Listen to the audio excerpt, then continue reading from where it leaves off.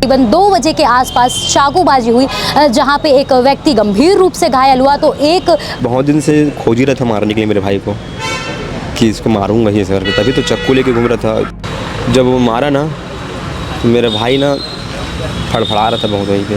तो वहां पर तुरंत इलाज नहीं करवाया गया प्राइवेट अस्पताल में? प्राइवेट हॉस्पिटल ने मना कर दिया कि सर नहीं है, तो बहाना बना दिए। मैं ऐसे ही बोलूँगा, डायरेक्ट बहाना बना दिए।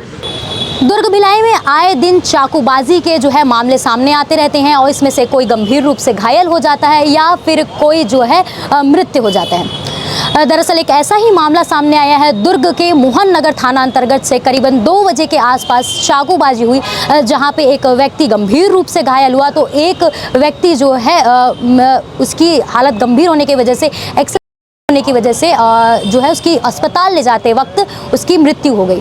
और इसी पूरे मामले को लेकर जब हम मोहन नगर थाना पहुंचे, तब इनके जो परिजन हैं, इनके जो दोस्त संबंधी है, वो इस जगह पर मौजूद हैं। क्या कुछ ये पूरा मामला है, कब ये घटना हुई, किस प्रकार से घटना हुई, कैसा वो चीज़ था 2 बजे के आसपास के बाद में अब करीबन 6 बज गए हैं, इतने देर हो गए हैं, कितना कुछ उनको झेलना पड़ा है और क्या था वो पूरा मामला, मैं जानने की उनके भाई से कोशिश करूँगी। इस वक्त हमारे साथ में मौजूद है, वो हमें बताएंगे। भैया, 2 बजे का ये मामला है, क्या कुछ था, पूरी जानकारी बताइए। मेरा भाई घर से काम करके निकल रहा था पोताई का, चाय पानी के पीने के लिए जा रहा था होटल अपने दोस्त के साथ, जितेंद्र नाम है उसका। तो ये जा रहा था ना, तो लड़का जो है ना, जिसने चाकू मारा मेरे भाई को, वो उसको गाली बक के बुलाया और गाली उपतार करेगा तो कोई भी आदमी रिटर्न जवाब देगा, ऐसा नहीं।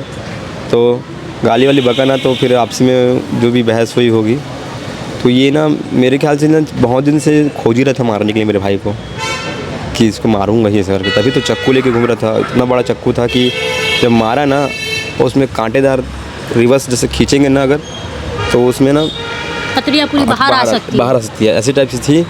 जब वो मारा ना तो मेरा भाई ना फड़फड़ा रहा था बहुत वहीं पे, लोग बता रहे थे।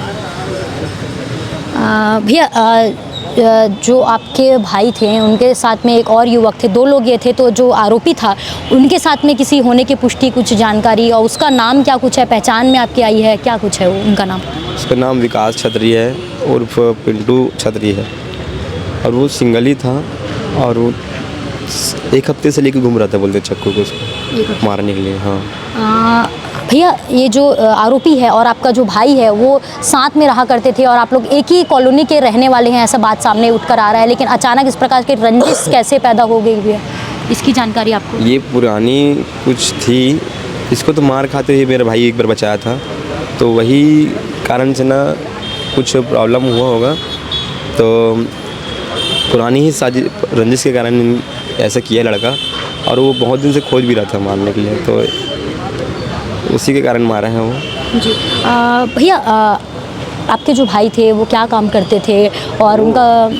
ई रिक्शा चलाते थे। ई रिक्शा चलाते थे, और अभी वर्तमान में बस वो गाड़ी से जा रहे थे, 2 बजे के पास में रोका, और इस प्रकार की घटना जो है उनके दोस्त भी हुआ करते थे पहले, उनके द्वारा ये अंजाम दी गई है। आपकी बात कब हुई थी आपके भाई से लास्ट बार? मेरे भाई से बात ना वही 11 बजे करीबन था, कुछ ही देर पहले हुई थी। और आपको तुरंत ही इसकी जानकारी मिल गई थी क्या?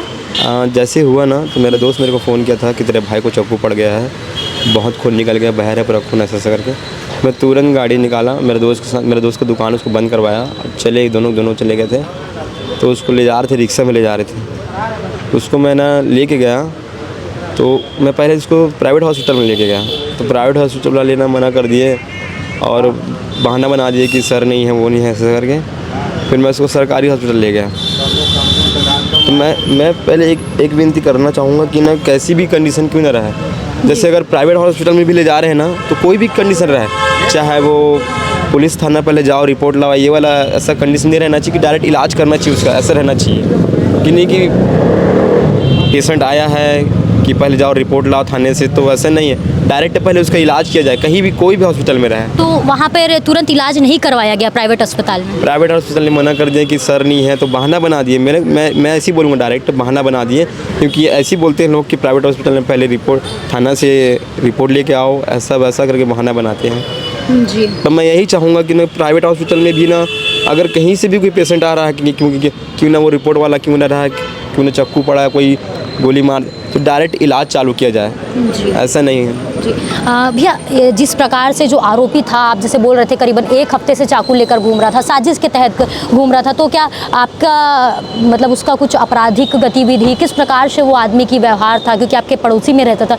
कैसे उसका बिहेवियर था?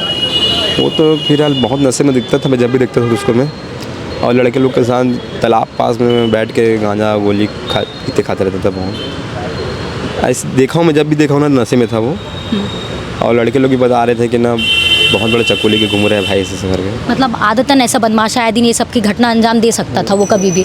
अभी आपके भाई की पहचान में कुछ ऐसा केस वेस ऐसा कुछ कैसे गया है, मेरा भाई भी गया है केस में, वो भी ऐसी लड़ाई वड़ाई में गया था। ऐसी जब मोहल्ले में गणेश वनेश निकालते थे ना, इसी टाइप से मैं 10-11 दिन के लिए गया था इससे मेरा भाई। जी, तो आपने सुना कि ये जो चाकूबाजी की घटना है करीबन 2 बजे के आसपास हुई है। बता दूं कि जिस हिसाब से जो इनके परिजन की जानकारी के हिसाब से मुझे पता चला कि जो परमेश्वर नीलमलकर है, जो कि मृतक है, 23 वर्षीय थे, वो शांति नगर में रहते थे, और साथ ही जो उनके साथ में दोस्त थे जितेंद्र, और उसी के साथ में जो आरोपी हैं, ये सभी जो तीनों दोस्त थे वो शांति नगर के रहवासी थे। और जब जो मृतक है वो अपने जब घर से निकल रहा था, उसी दौरान जो आरोपी है, आरोपी का अभी जो शिनाख्त है वो अभी पूरी तरीके से किया नहीं गया है, पर इनके परिजन के द्वारा जो कहा जा रहा है कि पिंटू उस जगह पर आवाज़ दी, आवाज़ देने के बाद में धारदार चाकू के साथ में उस पर हमला किया गया, जिससे जो है परमेश्वर एवं जो साथ में जितेंद्र दोस्त है वो गंभीर रूप से घायल हो गए। और जिसके बाद में उनके दोस्त के द्वारा जब जब उनके दोस्त वहाँ पर पहुँचे, तब गंभीर रूप से उन्हें जो है अस्पताल ले जाया जा रहा था। उस दौरान जो है परमेश्वर ने अपना दम तोड़ दिया, और साथ ही जो उसके साथी थे जितेंद्र, उसका जो है उपचार अभी जिला अस्पताल में चल रहा है। और जिस हिसाब से इनका कहना है, बताया गया है कि जो आरोपी है वो आदतन आरोपी है और गांजे नशे के सेवन में आए दिन रहता था। पुलिस इसमें लगातार कार्रवाई कर रही है। पुलिस क्या कुछ कार्रवाई करेगी और किस हिसाब से जो है पहचान निकल कर सामने आएगी आरोपी की, वो अब देखने की बात होगी। लगातार सीएसपी साहब ने भी इस पूरे मुद्दे को लेकर जवाब दिया है। क्या कुछ सीएसपी साहब ने कहा है, उसको सुनने के लिए बने रहिए इस पूरे वीडियो में। ये मामला आज की घटना है, दोपहर के लगभग 2-3 बजे की घटना है। इसमें थाना मोहन नगर अंतर्गत शांति नगर में दो व्यक्ति के साथ चाकूबाजी की घटना हुई थी। उसमें एक व्यक्ति की मृत्यु हो गई और दूसरा घायल हुआ, और इसमें आरोपी की पता तलाशी की जा रही है। जो मृतक है उसका नाम डोबू है, और ये वहीं शांति नगर का रहने वाला है। इसमें कई तरीके इसमें हैं मामले। इस थाना मोहन नगर में निगरानी बदमाश है, और इसमें अभी हम इसका रिकॉर्ड्स निकाल रहे हैं। जो रिकॉर्ड हैं वो सब क्लियर हो जाए।